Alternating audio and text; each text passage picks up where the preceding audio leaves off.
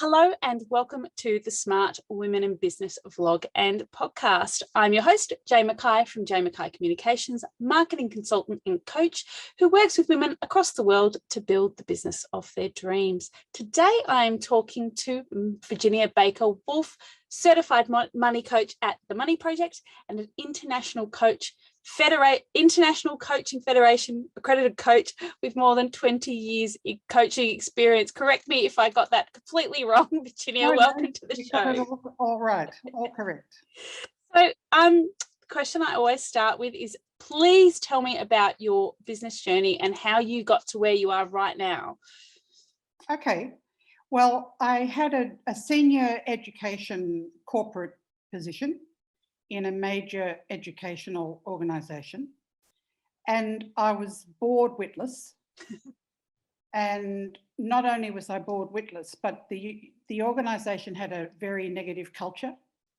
It was run on innuendo, rumour, bullying and intimidation, and I was unbelievably unhappy.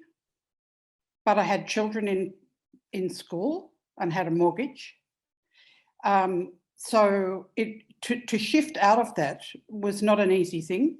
So it was a government position, which means that there'll always be an alternative for you within the government. And there is room to do lots of things. But my daily work was just unbelievably tiresome and boring. And so I was very unhappy. And I started to think, what else can I do? So I saw an ad in the Sydney Morning Herald on a Saturday, and it was for a guy called David Rock, who was running the first coaching course that ever hit Australia, results coaching. And I thought, this sounds good. So off I went to do the course. And then I went and I got this position. And I thought, righto, well, what's the next coaching thing to do? Like, I've got this one thing under my belt. I didn't have any practice or any experience, right? So I thought, now what do I do? So I started Googling and looking, and I found Coach U. Now, Coach U is actually it was the actual first major international coaching school. And it was organised on the back of a guy who'd been coaching for quite a while, and they implemented all of his learnings and processes. And so I thought, right, well, I'm going to do this. So off I went. Now that was like an 8-day course in New Zealand, like 8 o'clock till 5:30 every day. And I met a fabulous coach who I'm happy to say her name, Belinda McInnes these days. And so I partnered up with Belinda as she was my coach, and she was very experienced. And then I thought, good, now what else can I do? Because I'm still in this government job. I'm still busy. I've got kids. I mean, I'm busy. So I think, now what will I do? So I saw something within Coach U. There's another arm of Coach U, which is called Corporate Coach U. So I started having a look at their stuff. And the organisation I was in such desperate need of organisational assistance. I thought, if I go and do this course, learn how to do this, and then I come back, I can do it here. And maybe I'll manage to effect some change. Now, I should tell you that my life before all of this, I was a university lecturer in Spanish and a teacher of English as a second language. And I'd been doing that since I was 20. Wow. So I had a lot of teaching experience. I had a lot of experience up the front of the room. So I thought this should be easy. So off I went and I did that. And it was fantastic. And I would say it would have been one of the most early corporate coaching trainings. And I'd still say today that it's number one, and it's really great, really fantastic. So I started doing this, it's called the Coaching Clinic. So I started doing the coaching clinic within the organisation, and it had great traction. People loved it. People were talking about it. People would say to their colleagues, go and do Virginia's thing, it's good. Did it make a difference? Yes, I think it did. And did the upper echelons of management do it? No, only one of them did. The woman who I was directly responsible to, she did it, but nobody else did. And so nothing changed. And corporate culture comes from the top, doesn't it?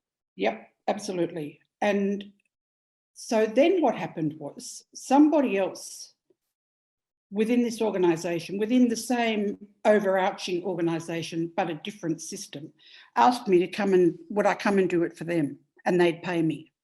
So I thought, oh my God, somebody wants to pay me extra to do this.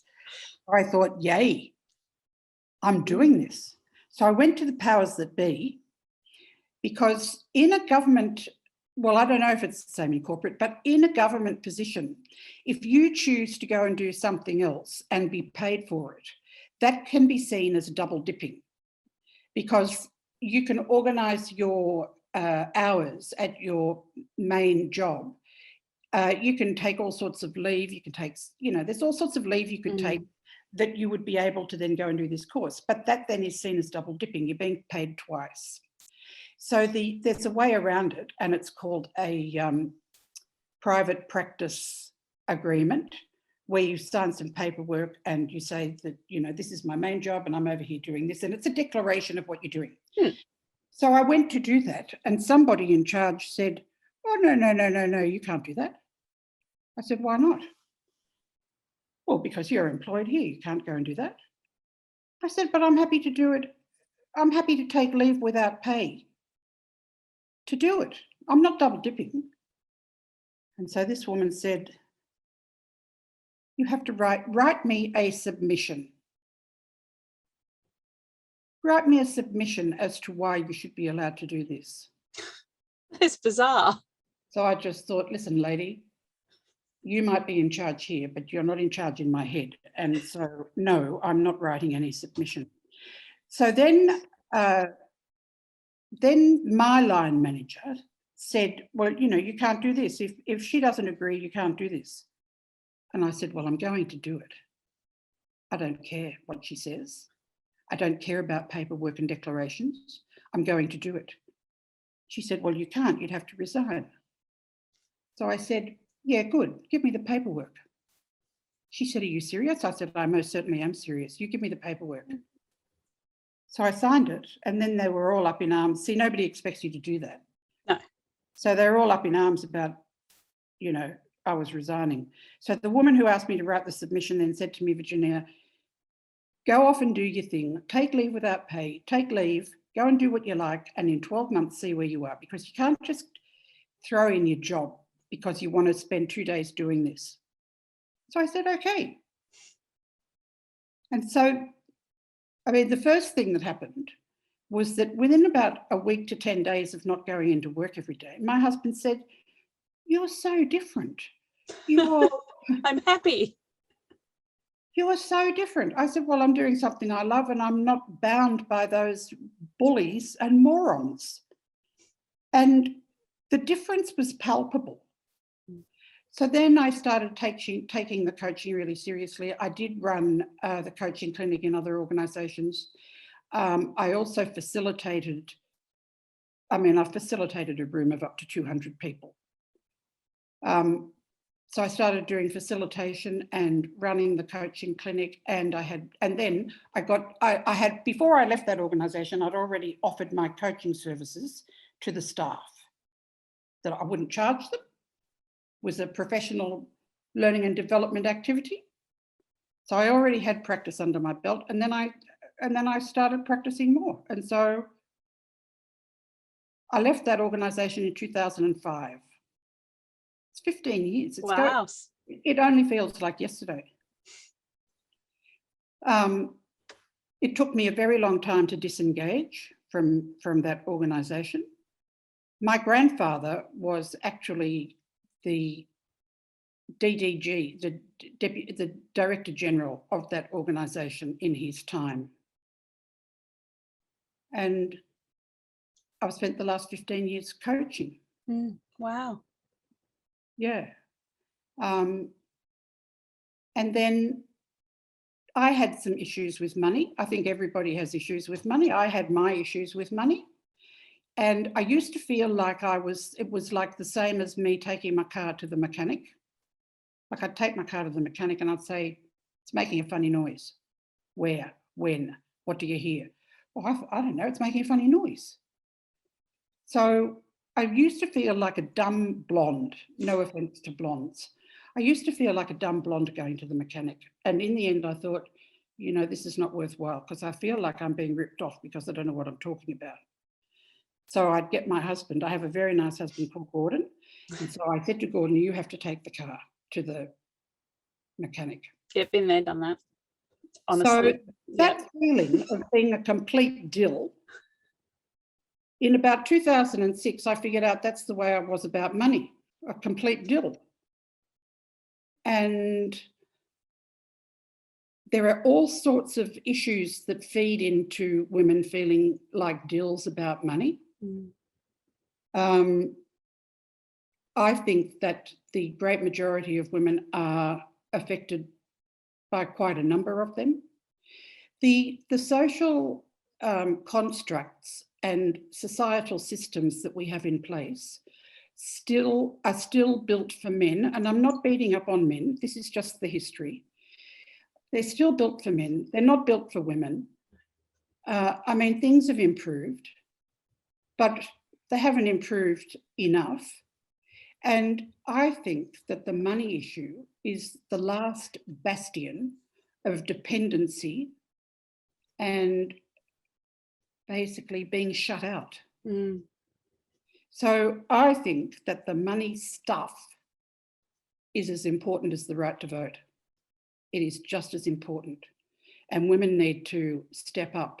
And the reason that we don't step up is that because we feel we don't have any confidence about money. We feel quite foolish. So you can have a woman who, from a corporate point of view, is extremely senior. She's very bright. She does a great job. But when it comes to money, she's in a mess. And she thinks to herself, I'm a very bright woman. Why is this like this? Well, because we've never been taught what we were taught.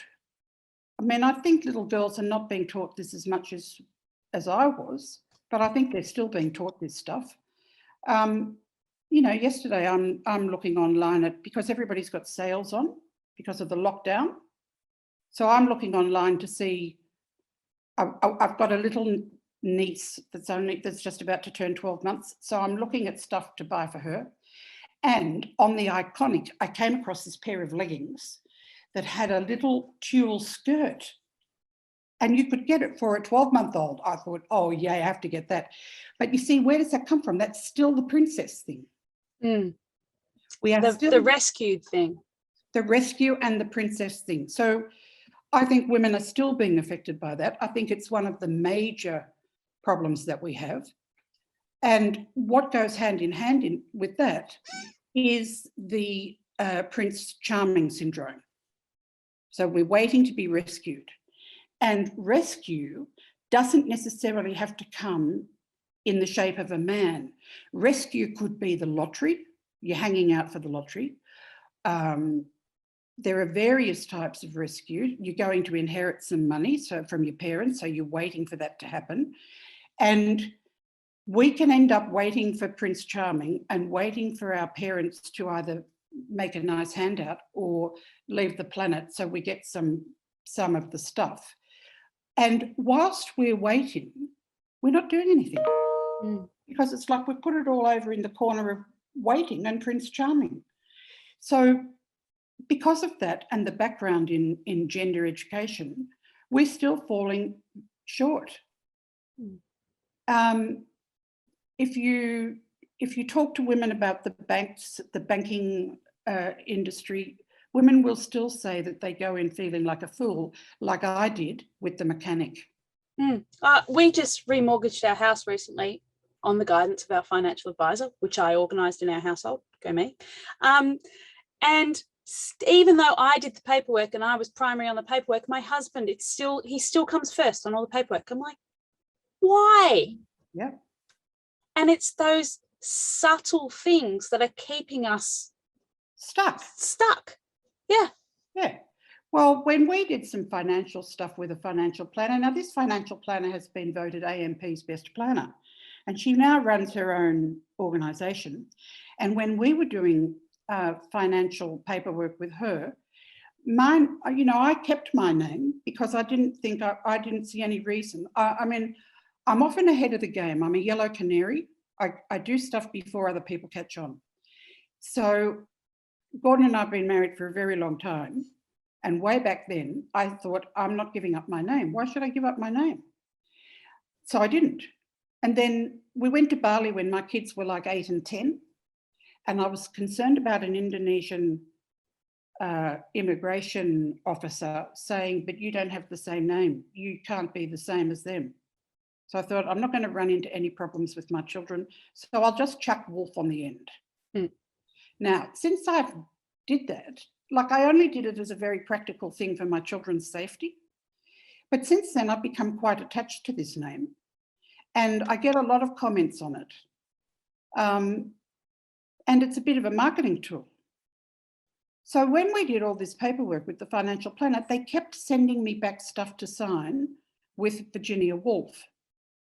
So I just said to them, listen, there is no Virginia Woolf. She doesn't exist. So I can sign that, but I'm not bound by it. How do you feel about that? Oh, no, you have to be bound by it. Well, I said, I'm not, because the name you put on all my paperwork is not my name. Mm. And this is an organisation run by a woman. They're in the country, they're in Goulburn or somewhere. So I think, yeah, it was all being done by young women, this paperwork. So I think, well, what does that tell you? The young women, they know what my name is, but they think, oh, no, they can't be bothered with 2 names. I'll just write 1 name.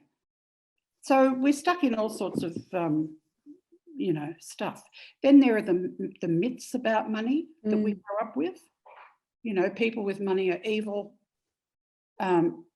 People with money are not very nice people. I don't want to have too much money because my friends won't like me. And there's a heap of myths. And then we have money blocks. We have at least 13 money blocks. And the first one is keeping our head in the sand. And this is what women do. They think, oh, I don't want to know about that. It's too complicated. I haven't learned anything about it and I can't be bothered. And the other really crucial piece with women is that they find money boring. So the money thing is presented like you must make a budget. And a budget to most women means deprivation. If I have to make a budget and I have to be clear about what my spending is, then I won't be able to spend anything and I'll be deprived. So there are lots of, then we've got under-earning. Women under-earn. Oh, God, so you can have a very smart, capable woman who's not earning what her worth is. She's not charging for her time as an expert in her field, whether she's a mumpreneur, an entrepreneur, whether she's a corporate high flyer. She's not getting paid what she's worth, what her skills are worth. And I think the reason that we do this, we all do it, the reason that we do this is to keep us a little bit behind the men, because we have a sneaking suspicion that if we earn more than the men, they won't like us anymore. Do you think that's conditioning? Do you think that's genetic? Where do you think that comes from? I think that is conditioning. I think there are a couple of things. I think, yes, it is conditioning. Do you know that when I was growing up, I'm one of 6. I'm the second of 6. And my mother always said to me, you have to do law because you're very bright and you get your head around an argument, you have to do law. So when I got closer to the time of me choosing to do law or not, my mother said, now you have to do law and then you go to the bar, you're going to become a barrister. And you will be the best barrister in the court. No pressure. But you'll have to be careful with the men So she said, you can go into court and bash them up verbally, but when you come out, you must smile at them, be very sweet, and tell them how well they did. I mean, what a mixed message. So my response as a 17-year-old was, if that's what I have to do, if I have to lie to everybody every day, I'm not putting myself in that position. So my mother basically made sure that I didn't do law, because I wasn't going to go into a situation where I had to undermine myself every day for the benefit of the men. Play small. Play small. So I do think that women of my generation certainly had a block about earning more than their husbands. I had it myself. So I've done a heap of work. I've done heaps of work. I've done heaps and heaps of work. And I've done two things that I think are very effective. One is EFT, emotional freedom, and the other thing is a thing called EMDR. And they basically both follow from the same premise, and that's about the movement of our eyes and, backwards and forwards, backwards and forwards. And then the EFT includes the tapping. So I've done a lot on money blocks with EFT. I've spent, that's how I got into the Money Project course. That's how I got to write in my course. So 2 years ago in January, so nearly 3 years ago, I decided that I had money blocks and I didn't want them and I was going to get rid of them. So I got online and I think, where can I find an EFT person who can help me with this? So I found a wonderful woman in the UK. She was so good. And then I started doing more bits and pieces of more, and I did somebody else's money course. And then I thought to myself, you know what, I can do better than that. But we were talking about under-earning. What came out when I did that work with money blocks with EFT was that I was quite worried about earning more than my husband. And of course, the question is, well, why would you be worried? It's still very much a thing for many people. That's right. So I'd think, well, he won't love me anymore. I mean, he might pretend to love me, but he won't really love me anymore because he'll feel threatened and undermined. Now, that point of view has absolutely nothing to do with my husband. No. My husband is one of the nicest men on the planet. He is, my daughter at her wedding said that her father was the most compassionate man she'd ever met. And he is. And there is no way, if I was earning more money than my husband, the only thing he's going to do is jump up and down, clap and say, you go girl, quick, back to the office, go and do some more of that. That's all he's going to say. He's not going to. But for a long time, I felt like, well, women can have the same issue with their father. I wouldn't dare earn more than dad, or I wouldn't dare be more successful than dad because dad's the boss. And, for dad to love me, I'll have to make myself small. So women do an awful lot of keeping themselves small. So in the first instance, so that their men, like their father, their husband, their brother, so that the men don't reject them, they also do it with each other. And the most interesting thing about women with each other with these blocks is that nobody talks about it. No, we don't talk about money. No. So money is more taboo than sex, politics, and religion. It's more taboo than any of those. It's not proper. No, it's not proper. And like I said a little while ago, I'm a yellow canary. I am a yellow canary. So what I mean by that is I went and did a gap year before it had a name. Right? Nobody knew what a gap year was. And I'm talking a long time, like 20 years before anybody else did it. Same with my surname. My mother, she wrote me a check for my birthday. And she wrote it to Virginia Woolf. I said, Mum, Virginia Woolf doesn't exist. I can't bank that. You don't have a bank account in that name? No, I don't. Because it's not my surname. And wait for it. And how does Gordon feel about that? He can't like that. You need to call yourself the same as your husband. I'm like, no, sorry. So when I say I'm a yellow canary, my prediction is that a lot more people will get a handle on the fact that the money is the most transformational type of coaching. It's more transformational than leadership coaching, organizational coaching, professional coaching, mentoring. It's more transformational than all of that, because it really hits us in the guts. It's like, if you pull a pin on money, you pull a pin on many other parts of your life that also need to be attended to. So, for example, if we take self-esteem, and you know that you're a very bright, smart woman, you know that you're not earning what you should, you know that you're worried about what your husband might think. Well, I just lost that for a minute. What are we saying? You were talking about being a yellow canary. Oh, yes, yellow canary. So the money work is just unbelievably transformational. And that is because we carry a lot of shame about money, all of us. We have a lot of shame, and women don't actually know, they don't have the education to manage the money. And my prediction would be that in another 10 years, there'll be a run on being certified as a money coach, because people will realise that it's more transformational than anything else.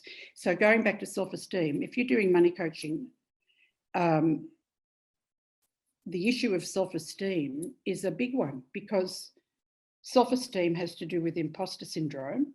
And it also has to do with under-earning or not under-earning. So if you go through and you do some work on imposter syndrome, the net result is that your self-esteem will improve. Once your self-esteem improves, it's like a revolving door. Once the self-esteem improves, you're going to want to do more money work, because you'll feel worth it. And I have to stress that this is not just about women who are not earning enough money. This is about women who are earning $200,000 and $300,000 a year, and they don't have any money. 63% of Australian women have a problem at the end of the month. They can't meet all their bills at the end of the month. 63%. So it's not just like it's a majority of 51%. No, this is nearly two-thirds of us. And included in there, you've got some really smart professional women. Another sticking point that affects us all very deeply is that we think money's boring. And interestingly enough, I have a daughter. She's 34. She got married a year ago. And in the lead up to getting married, I was already doing this work. So I was pushing stuff at her.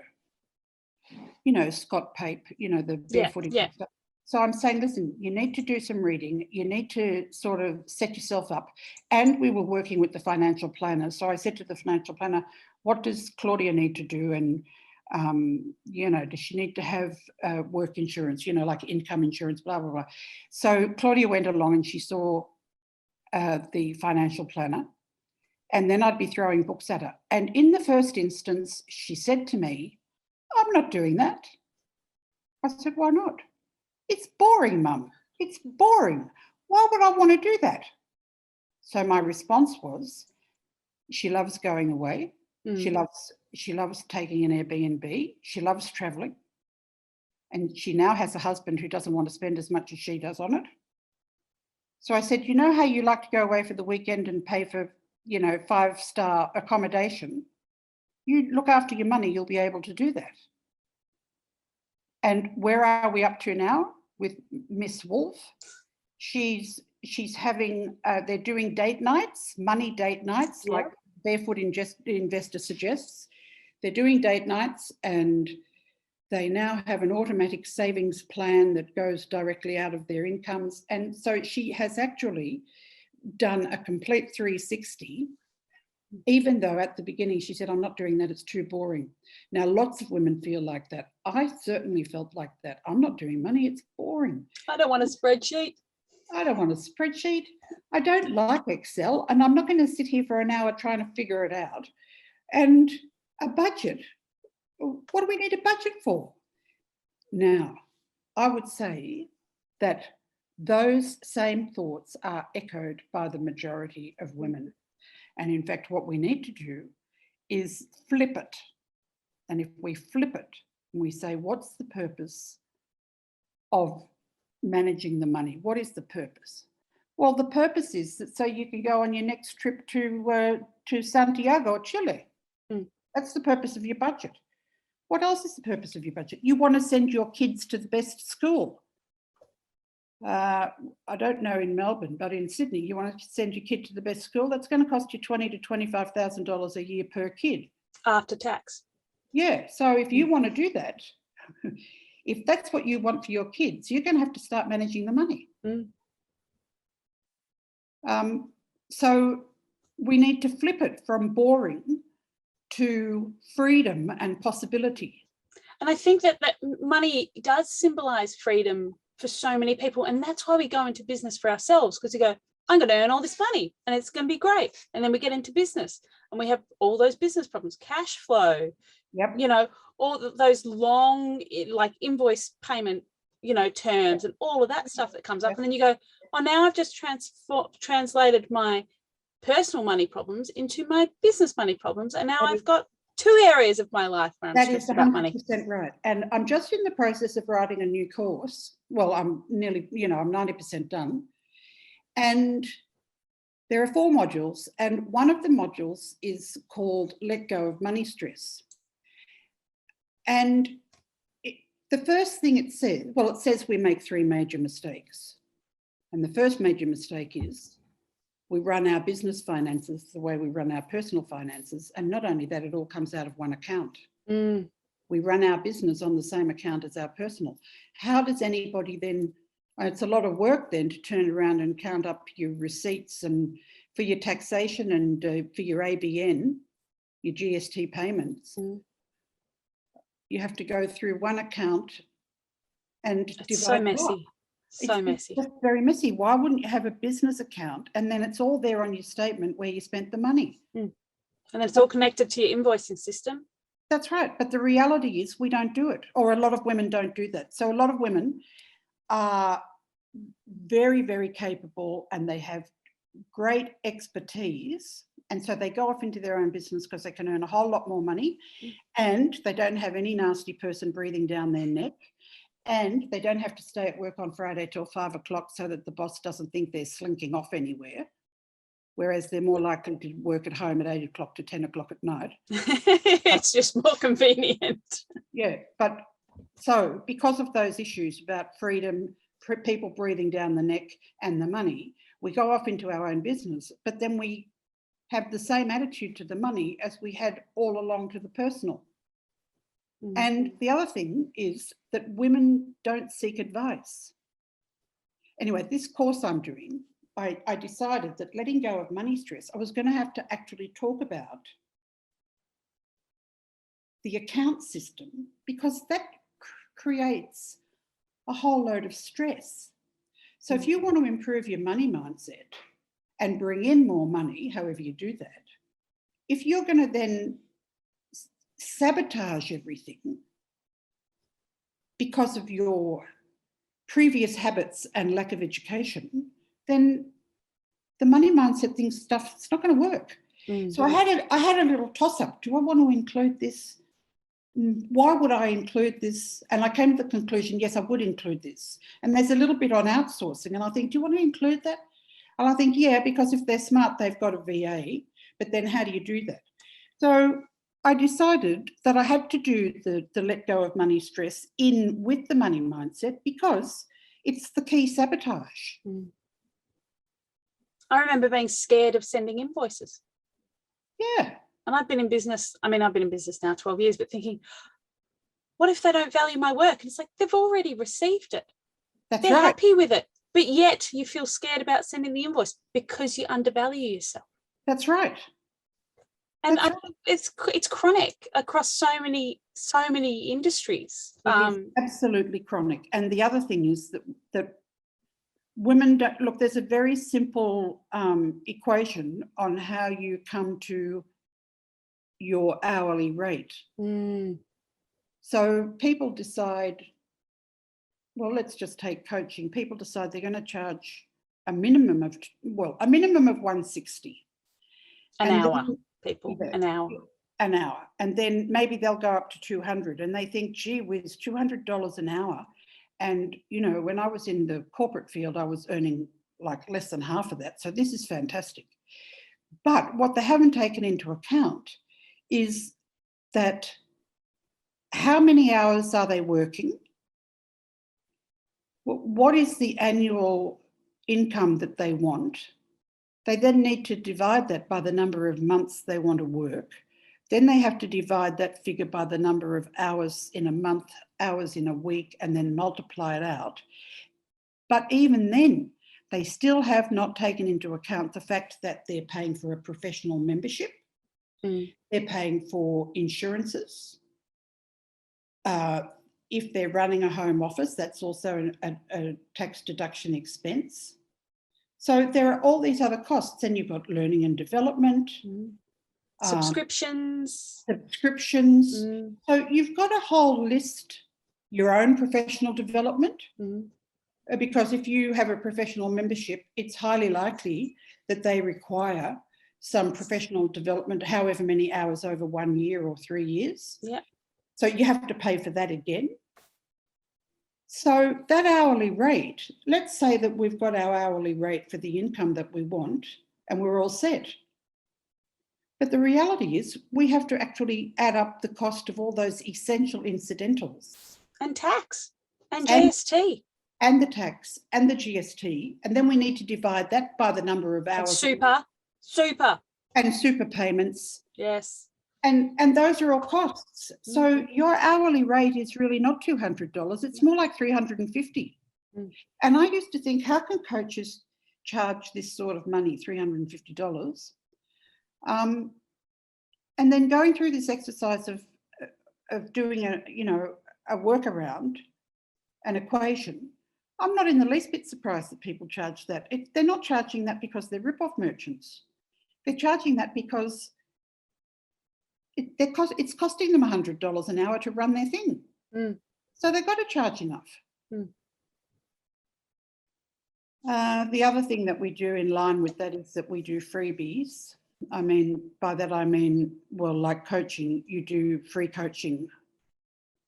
The only reason to do free coaching is to get your hours up. The International Coach Federation allows you to count 10% of your required hours as pro bono. So beginning coaches, this is a good thing to do, get your 10%. But then you have to tweak up. You have to keep tweaking till you get to the market rate. And because of all of the issues that we've just been speaking about, impostership, not valuing your own expertise, because of all that, they're very frightened to put their price up, because what happens if they put their price up and their clients leave? Well, my answer to that is... get better clients. My answer to that is you need to decide who your new client is, who can pay you $350 a week, $350 a session, and then $350 a session with a really good coach and fortnightly. You might get a whole lot more benefit out of that than a $200 coach every week. So there are swings and roundabouts to all of this. And it's not, people go, oh, that's so much money. And it's like, well, actually, it's not. No, it's not. It's not in the grand scheme of things. In the grand scheme of things. And when you think of what we pay out for other things. A plumber. The plumber, God, yes. The plumber. But people never pay them late. That's another thing that affects entrepreneurs, is they go, oh, they haven't paid my invoice, but I'll just let it go. No, you can't let it go. And you can't do any work for those people until they pay. 100%. And best thing, I mean, I'm working with 2 ladies at the moment in my business, and I get billed at the beginning of the month. They don't bill at the end of the month. They don't bill after the work's done. They bill up front, and I completely understand why. Because, I mean, they know me professionally, but they don't really know what my integrity and my morals are like. What happens if they do $2,000 worth of work and at the end of it the person said, oh, I didn't really like what you did, so I'm not paying you. And that, as a creative, that happens. And, get 50% up front if you're not if you're too scared to get 100% up front, get 50% up front. Absolutely. And you know, own your worth. Absolutely. It's so frustrating. Oh, you know, I'll just charge, you know, still see people charging, oh, I'll just charge $30 an hour. It's like, go and work at Woolies. That's right. So if you take the point of view that we're all learning less than we should, we need to start talking about it. You know, stuff that we talk about gets worked on. When we feel like we can't talk, it's too shameful, and particularly if we're making out or if we're letting people think that we're a lot better off than we actually are, you can't then turn around and talk about it because you've been running a bit of a furphy. And my advice to that is, if you don't want to talk in your circle, completely understandable, go and talk to somebody at the bank, make sure it's a woman. Go and talk to people at the Commonwealth, St George and Westpac. Go and get an hour's free consultation and have a chat and see what these people might think about your financial situation or what you might need to do next. The other thing is to seek out a financial planner, and you find one that charges you a fee. You don't want a planner that is charging you on a percentage of the investments that you're making. That's a recipe for disaster. You need somebody that you pay a fee to. And when women start taking those sorts of steps and they start talking about it a little bit with each other, we'll be a whole lot better off. Because, you know, women are terrific at collaborating. They're terrific at supporting other women, supporting each other. But we can't support ourselves in this. We can't support each other in this because we don't feel we're allowed to talk about it. It's a bit like, it's exactly the same as sex. I mean, you know, when I was growing up, when I was in my 20s, nobody talked about sex. I mean, that was absolutely forbidden. And nobody said fuck. That was also absolutely forbidden. And for a nice young lady like me, oh, no. But these days, I mean, my daughter, before her wedding, had a hen's night. And my son and I were invited, but we were told we'd be invited for a certain period of time, then we'd be asked to leave. So they had a video of interviewing the husband-to-be. And some of the questions that they asked, like I would never have dared ask those questions, even of a very good girlfriend. So she wasn't too sure she wanted me to stay for this. So I said, I'd like to see a little bit. And then when some really juicy stuff came up, all the girls, I've known these girls, some of them since they were 3, all the girls would turn around and say, Virginia, close your eyes, close your eyes. Close your ears. Block your ears. So I waited for a little while and then I left. One of the questions was, his name is Gillard. They'd say to Gillard, what part of Claudia's body do you really like the best? Well, that's just not a question anybody asks. What part of her body do you really like? I like her bum. And when we ask her what part of your body she likes the best, what is she going to say? My bum. Now, that question, there were questions that went further, considerably further. Well, once upon a time, we wouldn't have talked to anybody about that. Even the man involved, we might not have spoken to about that. And here they are with a hen's night with 40 girls, and they're all talking about their sex lives as though it's the same as the grocery list. Yeah, don't talk about money. I think it's fantastic. Yeah. And we need to get to, you know, they do the hen's night and they say, well, this is how much I'm bringing to the relationship and that's how much he's bringing. And if anything bad should happen, well, I've got this in place. We need to treat money like we these days treat sex. You can talk about it and you can say fuck. 100%. So tell me, we've gone completely off piece, but that's fine. That's what I like about my podcast. Tell me, how do you spend your day? What's a great day in the office look like for you? Well, I'm quite driven. So I have to let go of that sometimes. I can work 7 days a week, you know. There are days when I stop myself and I say, it's 4 o'clock, you're tired. And if you keep doing this, tomorrow you won't be much good. So a typical day for me is, well, I have a constant flow of to-do things. I also have a constant flow of things not to do. And I think that's really important for women. Like I don't do my husband's breakfast or lunch or dinner. He cooks for me. I don't do his washing anymore. It's fabulous. You've got to learn to say no. A typical day for me is I spend time on content, generating content. I spend time on the marketing steps that are in place. I spend time doing, you know, those landing pages that you land on that are so pretty? Yeah. I spend time doing that. I spend time writing.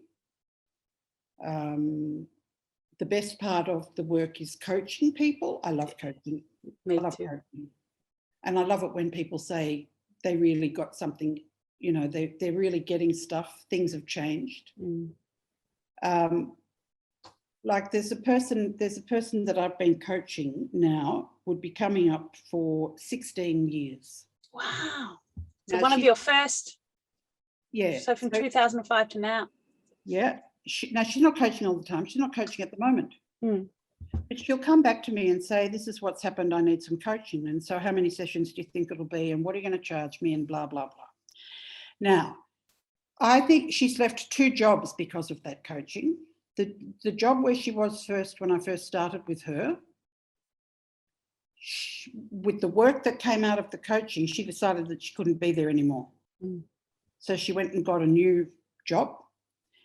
And we're talking, I mean, Ernst & Young was one of her positions. We're talking good work, good standard of work. And then very recently, like last year, she was not happy. She was bored. She didn't like the attitude. The market was slow. So the market can be slow because of things that are completely nothing to do with the organisation. It's just got to do with where we're up to with Josh Frydenberg. You know, it's like... Yeah. But they were giving her a bit of a hard time. And we did some coaching, and she went off to do a new course. Like she paid for some professional development for herself in her area. And then she thought, bugger it, I'm out of here. So she was a bit anxious and worried. But because of the coaching, she's got a structure, she's got her steps, she's accountable back to me. And when I say she's accountable to me, that doesn't mean she gets into trouble. That means, well, that's what happens with coaches who are not trained properly. If you don't do your stuff with me, I don't rouse or get cross. I think, well, that's very interesting. Now, what is that really about? Because it's not really about the task. No, and I treat it's myself, never about the work. It's never about the work. I treat myself like this too. So if I'm not getting something done, why am I resisting this? Yes. Why am I resisting? Haven't I done enough work? What's in the way now? Quick, where's the EFT coach? Seriously. Yeah. Anyway, this young woman, so she left, and at the same time her relationship was breaking down, her marriage relationship was breaking down. She ends up being a single mum, and she's moved out of the place. And what happened? She got a new job. She can do whatever she likes. Nobody breathes down her neck. She can work at home as many days as she wants to. And she's just in a 3,000% much better place. And that, now I'm not saying it's all because of me. It's about the work that she did, that she brought to the table, that we worked on. But that's what good coaches do. That's right. They don't do it for you. No. They are a guiding light. Well, you can't do it. You can't do it for the client, because if you're, it's the same as, actually, you'd know about this. It's the same as children. They have to actually do it to learn. So you can't swoop in and do it for them. You know, these mothers, well, not just mothers and fathers, the kid comes home with a project from school and the kid is very distressed and they're never going to be able to do it and no one will like their work and, oh, mummy, please do it for me. Well, no, that might save your, your dinner hour distress, but it's not teaching the kid anything. But if you say, I will do it with you, I will help you, I will sit with you, that's what a coach does. I did make a diorama this week with my son. Oh, yeah. It's the best art project that I have ever done. He's done it. I helped him. He's taken such great pride in this because I talked about what he wanted to do. He wanted to make a cave. So I was like, as it happens, even though we're in lockdown, I happen to have plaster of Paris from a failed art project. Let's make a cave. So he's like, well, how are we going to do that? I said, well, we try it, like put it over a balloon, blah, blah, blah. We'll try it. And if it doesn't work, it doesn't work. We'll just find another way. Oh, gosh, he thinks it's the best thing he's ever done. So he's painted it. He's painted all the inside with glitter. Oh, it's the best. Anyway, by the by, you'll see that on Facebook coming up. Okay. Keep an eye out. I have a son as well, Sam, and he came home he was very anxious at school, my boy. He didn't really like school. Anyway, he came home and they had to write a poem. Now, my kid had a problem. Both of my kids had problems with reading, and they, I took them to the speech therapist, all of that stuff. So he was in that phase at the time. And it's like writing a poem was, really. Why don't you ask him to, climb the Harbour Bridge by himself? So I sat down and I wrote a poem, right? I asked him what he thought about it. He liked it. What he liked most was that it was done and he could go to school and not get into trouble. But the problem was that the poem won the week's prize. Oh, the poem won the week's prize. So he came home and said, Mummy, I won. You won, Mum. I won, Mummy. Well, really, you won. And that's where, that those hollow victories, if you're not doing the work yourself. Absolutely. Hollow victory. That's a really good way to put it. Anyway, a good coach doesn't do that. No. And I do it in the context of marketing. I show my clients how to do it.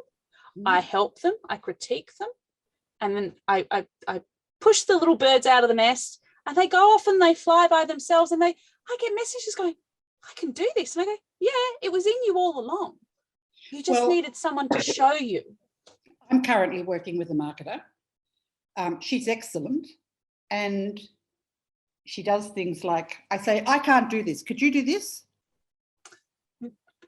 No. So I'm paying her a monthly fee. Yeah. And then I'm paying for some done for you hours. So I think I've got hours there. So can you do this? And she sends me back a thing and says, here's a little video for you showing you how to do it.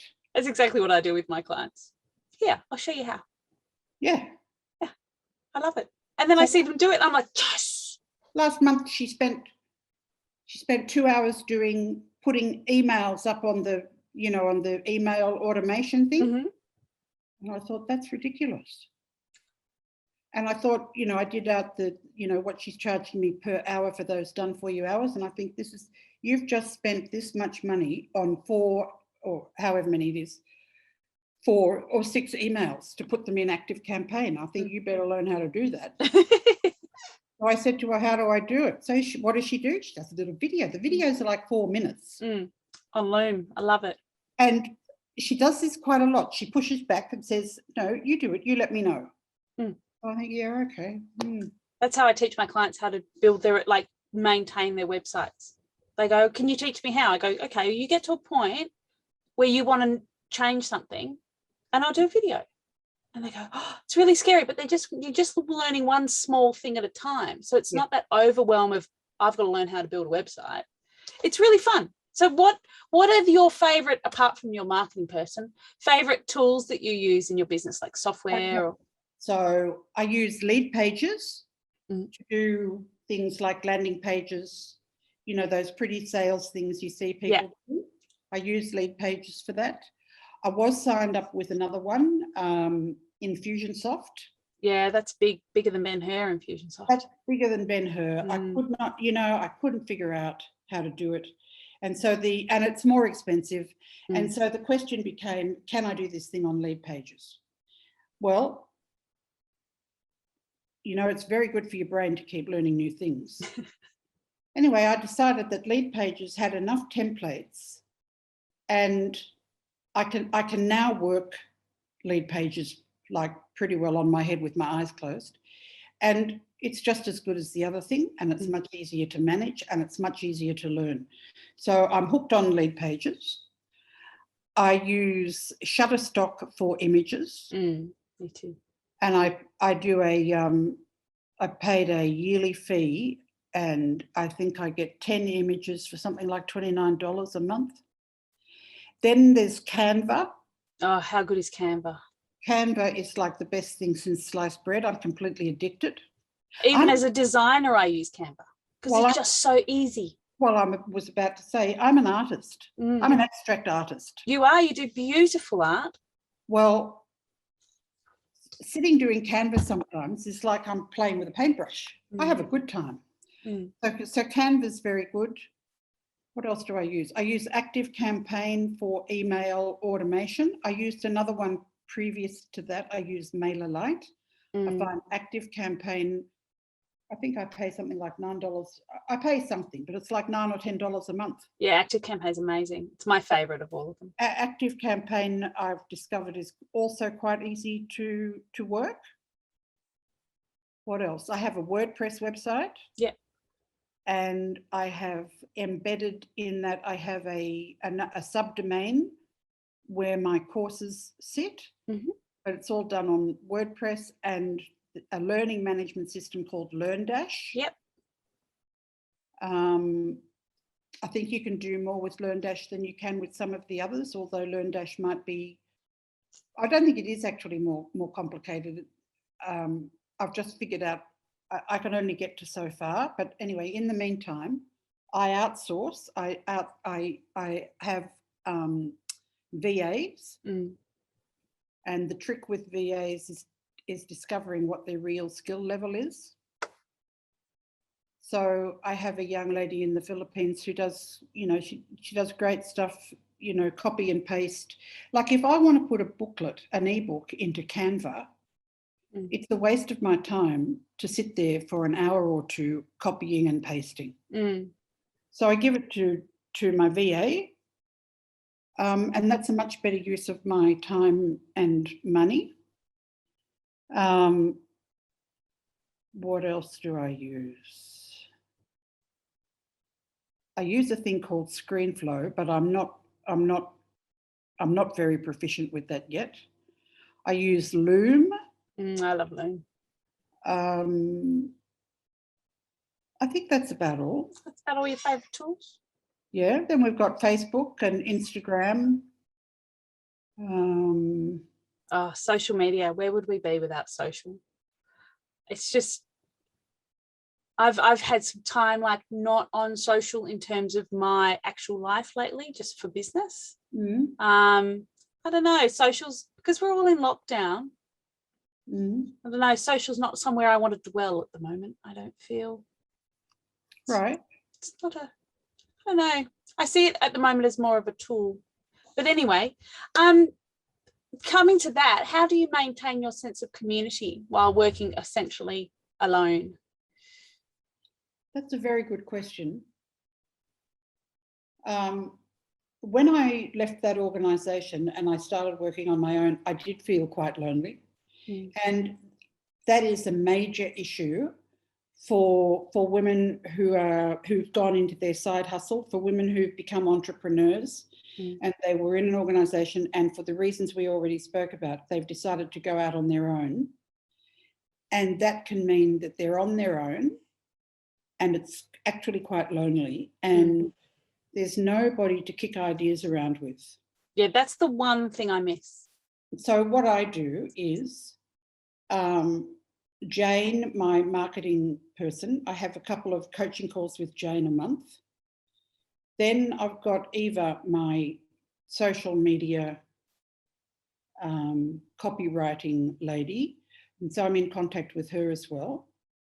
If I need to throw ideas around and it's not something I'd do with Jane or Eva, I work with Gordon, my husband. He's very good at listening to everything and then saying, and like a coach, he doesn't do it for you. He won't tell me what to do, but he'll sit there and say, it sounds like this and it sounds like that. And if you want to get to this, what are you going to do and what's the priority? And kicking things off and around with him is a good thing. When we're not in lockdown, I do always have some lunches a week. So I'll go and have lunch with a girlfriend. The other thing I do when we're not in lockdown is I have a favourite cafe. That favourite cafe has excellent Wi-Fi. So they're really nice. They're Vietnamese and Thai. They're just delightful. And so I take my laptop and I go there and work. So if I'm feeling, a bit lonely, or I'm suffering from cabin fever, I'll take my stuff and I'll go down there and work. Now, that's another very interesting thing that I learned in the process of writing my Money Project course. I was doing some sleep work with an extremely clever doctor. And do you know that if you look out at a view that's panoramic, that is a stress reliever? And that this is scientifically validated? That's interesting, because that's what we look out from our main room. Yeah, well, me too. That's what I've got. Yeah, I don't know if you can you see? Oh, lovely. Oh, you can see is that the harbour? Yeah. But this doctor, who's I think is a star, Mark Ryan, the thing about the panoramic view. So when people are at home alone working, women entrepreneurs, that they've got their laptop and here they are with the laptop. And if it's not the laptop, it's the phone, or there's something that they write, but their view is all here. And that can become quite stressful. And simply looking out to the distance for a few moments is a stress reliever. Oh, I'm looking forward to getting my new office built then, because I've got corner butt jointed window. Oh, yeah. Behind my computer. So I'll be able to see that full hills and valleys, and because I'm rural, cows and things. So where are you? We're in East Gippsland. So where the fires were really bad in Vic, that's where we are. So that's in the east or the west? East. So we're about 5 hours from Canberra here. So we're only about 300 k's from Eden on the Princess Highway, like the Princess Highway's down there. Okay. And from Melbourne, how far are you? We're 3.5. Okay. Yeah, so we have the best of both worlds because our weather's a bit more like Sydney, but we're close to the beach. But we're reasonably close to Melbourne, which is where my husband's family are. So Gordon has family in Melbourne. Yes, we haven't seen them in a while, unfortunately. No, we haven't either. No. They all came for my daughter's wedding. But I don't actually think we've seen them since then. No, and you can't travel at the moment because you get stuck places. That's right. Claudia was talking about booking something in Hamilton Island. I said for Christmas time. Good luck with that. I've booked Queensland for October, but I don't think it's going to happen. That's not going to happen? No. I said to her, if we book in December, we could end up in lockdown for Christmas. Yeah. So we touched on it briefly, but one of the things that I always talk about, and that I've only ever met one entrepreneur, and that was through this podcast, it doesn't affect, is entrepreneur syndrome. So how do you respond to the bad days in business? You're probably better equipped for this than most other people, actually, with a coaching background. Bad days. What's like imposter syndrome, if you're just a bit down on your energy, having a bit of a day. I don't have that anywhere near what I did have once upon a time. And I think one of the best things that people can do for that is what's called a life inventory. So in the money coaching, there are 4 key processes. The first one is your money history, your money story. Feeding into that goes your father, mother, mirror exercise. Then we've got your money personality. And then a life inventory. So what you have to do, the exercise is that you have to go through your life and write down everything you did that was wonderful. And what do you, on your best days, what are you relying on? And what's been, you know, feedback from other people. Not that you should base everything, but it's positive feedback, what people say about you. And then sit back and look at that document, because those are your internal resources and they're worth as much as the money. And if you can manage to shift from imposter syndrome into your value and your expertise, then I think that shields you from bad days. Now, in setting up my latest course, I've had difficulties with that. And some days I think this is never going to happen, this is never going to work. And then I think, do not go there. So I think a really good tool for people to have is reframing. So whatever the negative thought is, the question is this really true? So if I say to myself, this is never going to work, I've done so much work and I'm still not there and this is never going to work. Well, if I say that to myself, I'm going to end up in a fuzz and a spiral down. But if I say, I think I'm never going to get there, if I say, is that really true? Is that really true? Have you not got where you wanted to in the past, or have you got to where you wanted? I say, well, I got to where I wanted. Well, then how is it true that you're never going to get there? What sorts of skills do you need to get there? Oh, well, I need excellent facilitation skills. I need coaching skills. I need writing skills. Do you have those skills? Yes, I do.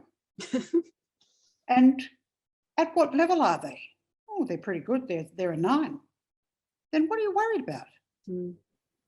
So it's about reframing, really. The main question is this really true? Is what I'm thinking really true? Because most likely on a negative day, it is not. And there are days where I work really solidly. So I can sit and work for 6 hours non-stop, very solid. And suddenly at 4 o'clock, I'm tired. And Gordon will appear and look at me and say, you've done enough. If you don't stop now, you won't be able to work tomorrow. So I think we need to be very respectful of our genius zone. We also need to be very respectful of what we can do on like what we can generally do on a day. So I can generally do 6 hours. You want to push me till 8 to 8 hours? Bad idea. Now somebody else will do really well doing 8 hours, but they can only do that every second day because their brain needs to think about what they've done and it needs to recharge and come up with some new thoughts. So they do 8 hours every second day, if that works for them. So a lot of it is figuring out what works for you.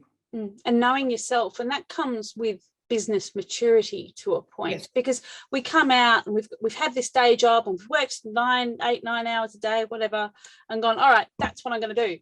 And you get to 2 o'clock and go, geez, I'm really tired. I've done whatever, 6 hours. Just stop. No one's there going, well, actually, you've got to work till 5. If that's when you stop becoming productive, which a lot of people in offices do, but they keep getting paid. Just stop. And give yourself permission. They sit there on the computer, on Facebook or whatever. Because they're finished. They'd be better off if they were allowed to go home. They're done. They're done for the day. They're not going to be productive.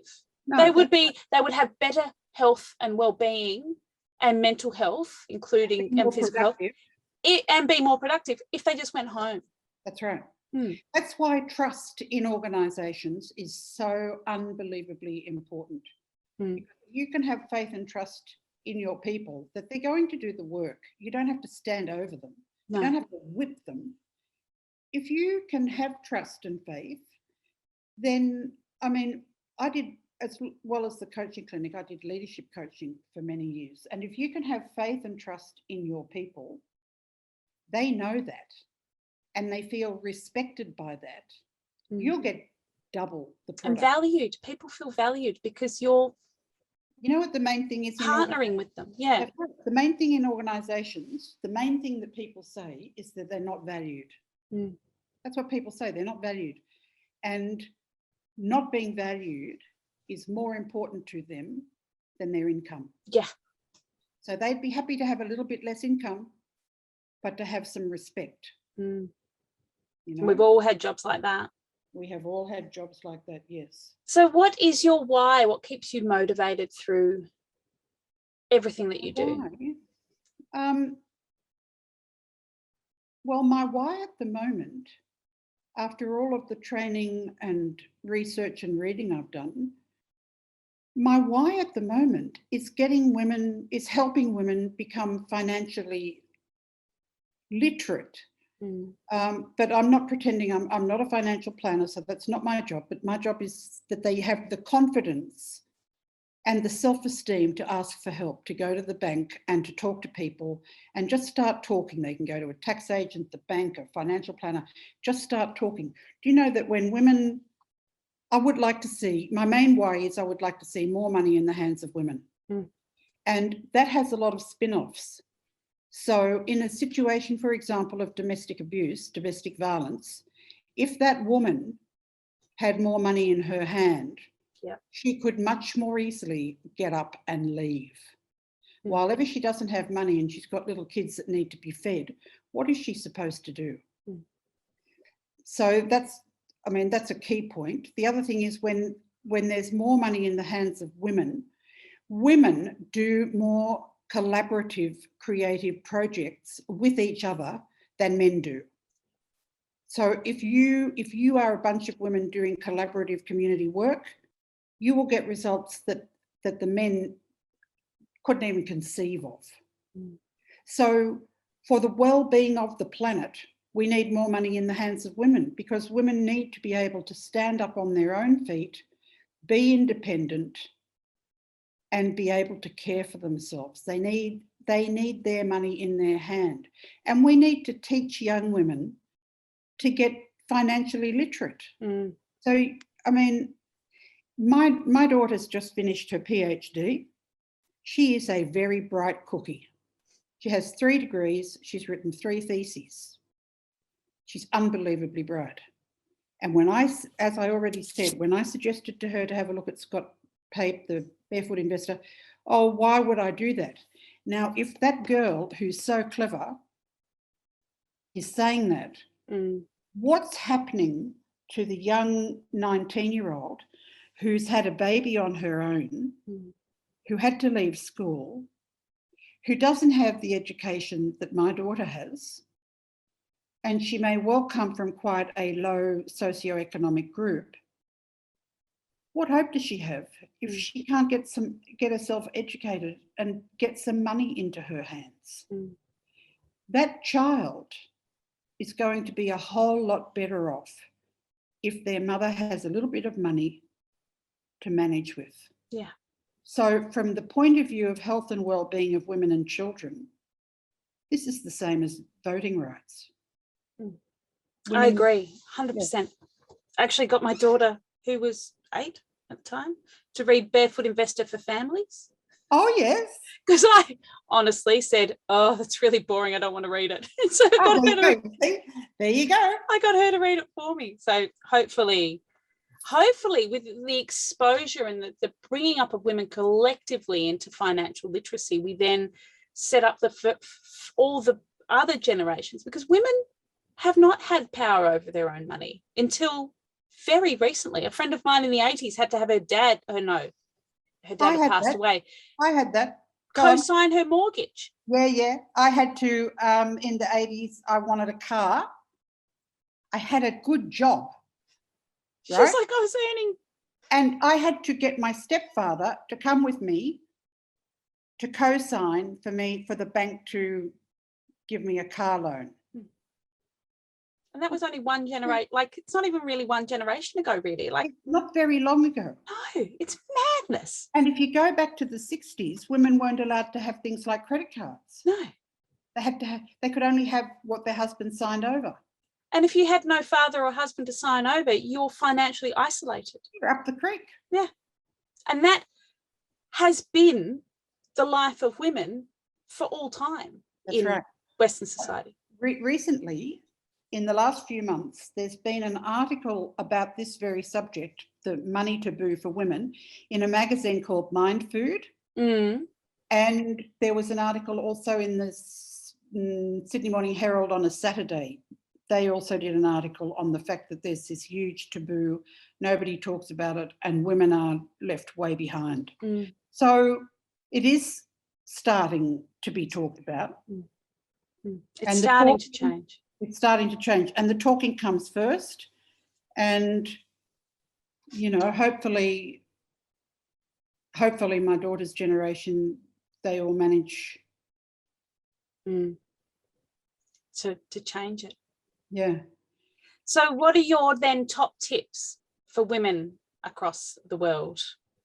The top tips. Okay, the top tips are get yourself educated. And that doesn't have to be that you go and do a course. You can make it fit to what you want. So what I would suggest in the first instance is go to Mr. Google, Mr. and Mrs. Google, and feed in whatever it is you want to know about. Find some people that are doing newsletters that you think you're a click with. I don't suggest that you go to, for example, a magazine run by men for men. No, I'm saying seek out the women. There are a variety. I mean, there's a lot. Seek out the women. I mean, there's there are a couple of financial coaches who are fantastic. Barbara Stanny is one. Barry Tesler, it's a woman, is another one. Start reading. Now, if you, in one of my Facebook Lives or Facebook ads, I say, if you can spend 15 minutes a day. So let's say that you find it really challenging, you find it really boring, and let's just remember that boring, the feeling that we're bored might be a cover-up for something else, that we're really fearful and we feel like a fool. Make it fit. So if you say to me, Virginia, I can't do that every day because I'm so anxious about it. I'd say, okay, well, you can't do it every day. Okay, so you won't do it every day because you don't feel comfortable. What would you feel comfortable with? And she might say, I feel comfortable to do this on a Monday afternoon. I say, yeah, good. That's what we've got going. Monday afternoon. Let's see how many Mondays you can manage. And if you can only manage 15 minutes or 20 minutes, there are a couple of newsletters you could read in that time. So my first tip is to become literate, and that can just be sitting here with your computer and Googling and finding stuff and reading stuff that looks interesting. It's okay. So if you can inject a little bit of a play attitude, I'm just having a bit of fun here. It's a timeout. So don't treat it like this big, heavy thing that you have to do. Treat it like a timeout where you can play around and where you can find the best stuff that women are doing, because women are doing this, the best stuff that women are doing around money. That's the first thing. The second thing I would suggest that I think can have a huge impact is to sit down and write your money story. Yes. And when I say sit down and write your money story, I'm not just saying take 10 minutes and write how you're feeling about money. No, I'm talking about quite a few hours of work. If you go online, you'll find some questionnaires about money history. You need to write your money history. You need to be very clear what you picked up from your mother and what you picked up from your father. And they may well be different things. So the first question is, what words go with your mother with money? what words go with your father with money. And then when we get some stuff down on paper, then the question is that also me? So it's about going back through your money biography, including things like, did you get pocket money? Did you get as much pocket money as the other kids? Were you allowed to spend your pocket money on whatever you wanted? Did anybody ever punish you by taking it away? So there's a whole issue about, was money used to manipulate? Was it used as a punishment? Was it used as a reward? Did your sister get more stuff than you did? So go through and really get down your money biography. And then go through what you think you've been handed on a plate by your parents. And it's not to beat yourself up, and it's not to beat your parents up either. It's just a look, like a reflection. A scientific look, as this is what I was raised in, and then this is what I'm now carrying. So included in that would be an exercise where you say, people with money are blank. Money is blank. I don't have any money because blank. Now, the thing about maintaining that story is that it must give you a payoff. There must be some benefit to you in maintaining that story. You're not going to figure out what the benefits are till you get the story down. So get the story down and then ask some really good questions. Well, we're brought up with expressions like money is the root of all evil, the source of all evil. That's right. And there's a whole load of Christian beliefs and Bible stories. Jesus ran the tradespeople out of the temple because they were wicked. Well, they're not wicked these days. No. There are a whole load of myths that we carry, all of us. Like one of mine was, as I already said, my husband won't love me, right? Which is completely made up, because Gordon's lovely. Which is completely made up. So we need to get the story down. We need to get how it's affecting us. We need to get, what are the financial patterns? What are the financial paradigms? What story am I selling to myself? Like,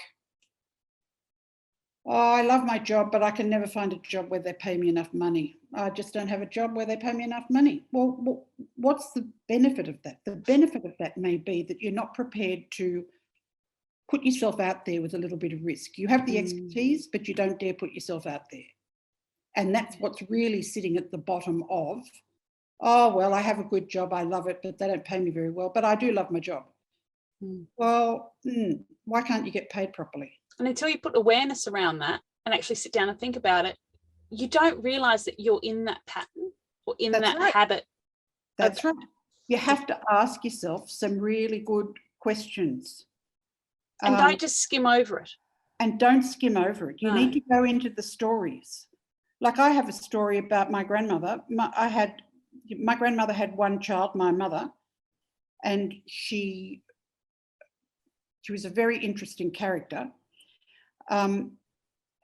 She'd only had one child. She'd only tended to one child. So my elder sister, who comes first, it was like Nana only had room for one. And that one was my sister Susan. So Nana loved antique jewellery. So she'd rock up to the house with a piece of jewellery for Susan. And the one I remember the most was a white opal bracelet. It was unbelievably, I just thought it was magic. It was an opal bracelet, and it had a chain that ran along the top and the bottom of the opals, an all gold chain, and there was a seed pearl in the middle of each, and the opals were like about that far apart. It was absolutely divine. And I could not understand, like I would have been 7 or 8. I couldn't understand why Susan's getting this bracelet. Yeah, the injustice of it. Yeah, why don't I get a bracelet? She's not better than me. Why don't I get a bracelet? I was so jealous of that bracelet. So the question there is, I mean, a child who goes through that is going to end up thinking, I don't deserve nice things. I don't deserve nice things. I mean, when I was a child, I didn't deserve nice things. She got stuff and I didn't, so I mustn't deserve it. My grandmother mustn't have loved me as much as she loved Susan. Maybe that's true, but my grandmother did love me. But there's a whole lot of stuff that an 8-year-old will say to herself to make sense of this injustice. And the bottom line of what that child will come to is, there must be something wrong with me. Well, no, there's not. There's something wrong with your grandmother. So not always about you, darling. Aww. So at one stage, she wanted to buy suit. We lived in a suburb. Like, we had a lot of land. We lived next to a forest, and it's in suburban Sydney, but there was a forest at the back of us, and we had a very big land area anyway. And so my grandmother said that she would like to buy Susan a horse, because we had enough room to have a horse. And my father said, you buy her a horse, you'll have to buy 6 horses. Oh, yeah. She doesn't get a horse unless you buy a horse for every single one of the others. So that'll be 6 horses or no horses. Well, she didn't want to buy 6 horses, so Susan didn't get a horse. Now, that was one of the times my father managed to put his foot down. So I'm going to be left with, I don't deserve. So I'm going to have to work through that don't deserve, and I'm going to have to walk it all the way back to where that started. And then I'm going to have to use a technique, some type of technique, to try to get to the bottom of that and to clear it. So that could either be EFT, EMDR, could be journaling. Do you know that it's a proven research fact that if you journal about something unpleasant for 4 days in a row, same thing, in 6 weeks' time, your immune system will be in a better position based on blood tests. Wow. Yes. Yeah. With my journal right there. Okay, so there's a guy called Professor Penny Baker, and he's from a university in the States, and he actually did an experiment on this. So they need to do something to clear whatever the block is that they've got going. Yeah. Interesting. Well, it's been fascinating, Virginia, speaking with you. It's, wow, I've learned a lot. How can listeners find out more about you and your work? They can go to themoneyproject.net. Yep, which I'll put the link in the show note. If they want, if they would like, maybe they think, okay, well, I'll write my money story. How do I do that? If they wanted to contact you or contact me, I can give them my handout for the money bio. Yep. Well, it's actually probably 2 handouts. One is the biography and then one is the questions. Wow, okay, awesome. If they wanted that, I could shoot it to them. They're both handouts from my course. So if they were to then do the course, well, that's 2 of the handouts, but they'll get a lot more out of the course doing it with other people. Of course, always in that environment. Yeah, so themoneyproject.net, and I'm on Instagram at the.moneyproject. I'm on Facebook, Money Project, Virginia Baker Woolf. Yeah, and if they wanted one of those handouts or a couple of those handouts, I'd be happy to let them have that. Amazing. Thank you, Virginia. You're welcome, Jane. You've been very generous with your time, your expertise. It's been really interesting. So good. I'm glad. So thank you so much. You're very welcome, Jane.